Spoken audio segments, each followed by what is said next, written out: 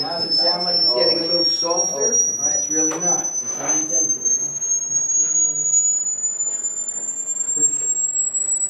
Still here okay? Good. Me too. But no more. I'm done. Really? Really? I can still hear it. I'm old, man, you know. Right there. No. I can still hear it. No. It's gone. Good for you guys. All right. All right, now you know, you can always look that up for yourself if you want to hear it. That's cool. Yeah. So, 20 to 20 is what they normally say, and you know, that's an area for research because we really don't know how the ears work. You know, we know certain parts of it, you know, we know about the tympanic membrane and all that, you know, and about the cochlea, but how it actually converts the vibration into an electrical signal to go to the brain. We don't really know that. We know that there are nerve endings and all, but we don't know how it actually works.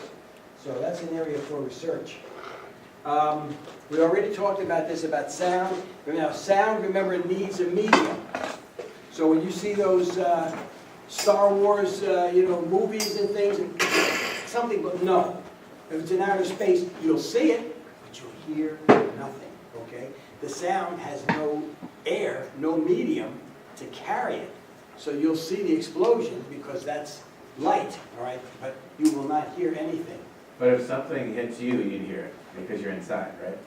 If you're as long as you're inside, yes, you Yeah, can hear so it. if you got hit by something from in outer space, you'd hear it inside. And if you're inside where there's air, yeah, that can then carry that sound, that longitudinal wave, yes, that you could. But like if, you know, somebody blows an alien out into space, you know, no, when the alien goes out, it's going to be like that, silent, okay? So you must have a medium for it. Its speed depends on the materials and its temperature. Warmer air, you know, you don't have to know the formula there, but warmer air will allow sound to travel faster than cooler air. That's why, because the molecules are moving a lot more rapidly. Now this is what I was talking about when listening to the tones there. The intensity of the sound is one thing, but the loudness is another thing. They're not the same thing. The intensity, like I was saying to you, the intensity meaning the actual energy of the sound. Well, it's not coming out of there, I guess. It's coming out of here. But the actual energy of that sound wave was constant. All right? But our ears picked it up differently because our ears don't respond in the linear fashion.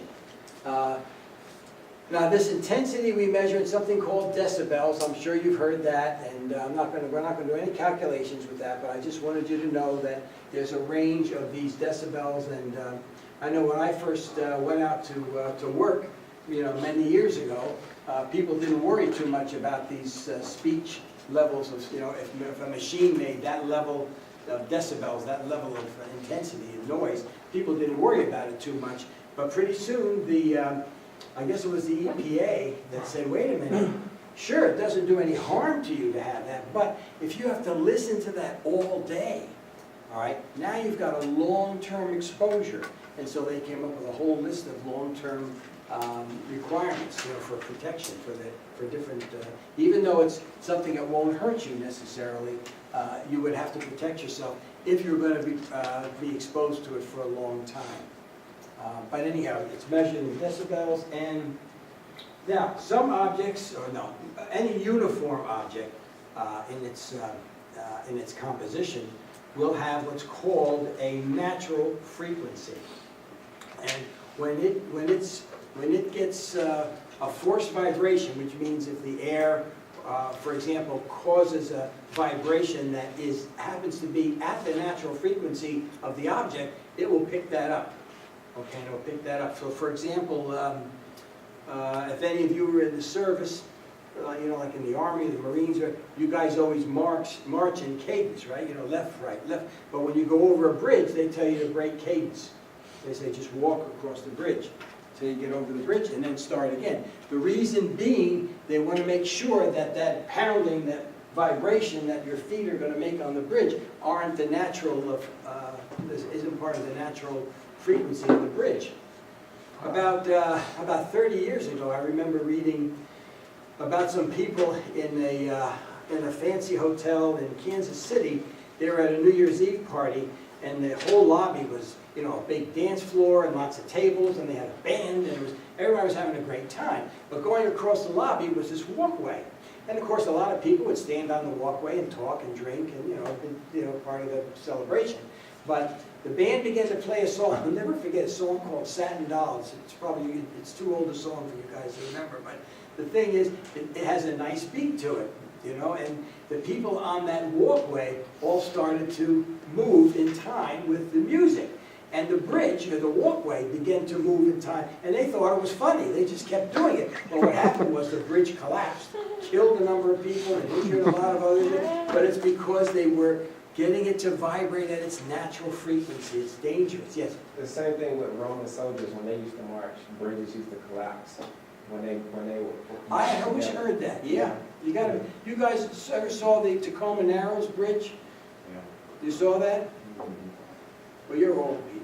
What about the rest of you? It was back in the 30s. I've seen it. It was amazing because it just starts, once it started going, it just.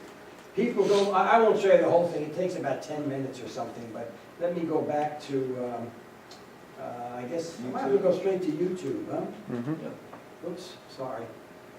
YouTube. I should use my whole hand. YouTube, and let me do it here. There it is. Tacoma Narrows Bridge collapse, gosh, look at them all. Oh, we'll try the first one. Where is it? Here. Well, here's a short one. We can look at the shorter one, I guess. Let's look at that. Old-fashioned wisdom. Now, I want you guys to realize this is a steel and concrete bridge. It's a suspension bridge in the middle, all right, between the spires there. There's nothing, this is no computer graphics, all right? This is what happened at the natural frequency. The concrete and the steel absorb the energy and become almost elastic. So I just want you to realize that. Here. And the wind begins to speak with a roar that no man can fail to hear. Can you believe that? In a 40-mile-an-hour gale, the center span leans like a ribbon in a swinging twist that you wouldn't believe possible unless you could see it as you do now.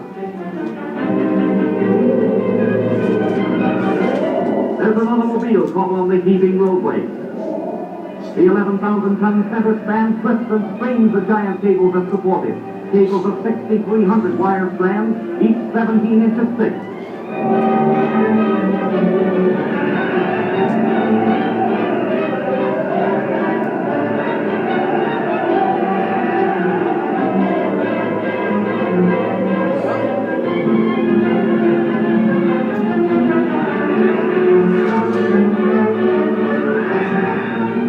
Back out of the danger zone, all stricken spectators are driven to safety as the bridge gyrates like a nightmare high above the river, twisting, turning, curling. The lone motorist is forced to abandon the car. He has but a few minutes in which to save himself. Face to face with fate, his destiny hanging in the balance. Will he heed the last warning or perish with the doomed structure?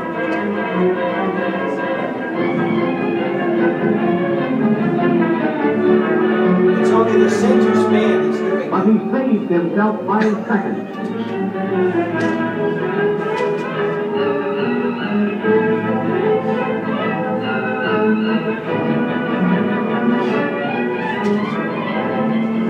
No structure of steel and concrete can stand such a strain. Steel girders buckle and giant cables snap like puny threads. There it goes!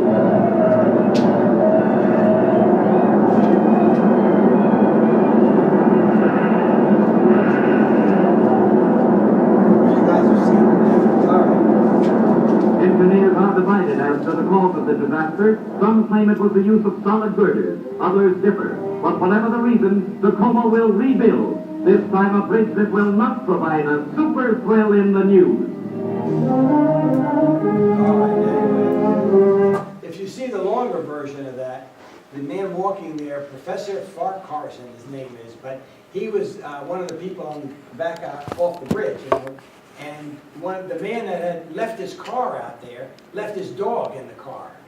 And the professor said, I'm gonna go get that dog. And he went out and got the dog and brought him back.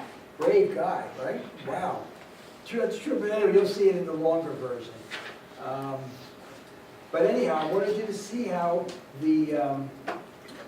how when something absorbs energy at its natural frequency, which that happened to do, just by the way the wind was blowing, and it just happened to be the natural, when they rebuilt it, it wasn't a suspension bridge, it was a nice straight bridge where this wouldn't happen.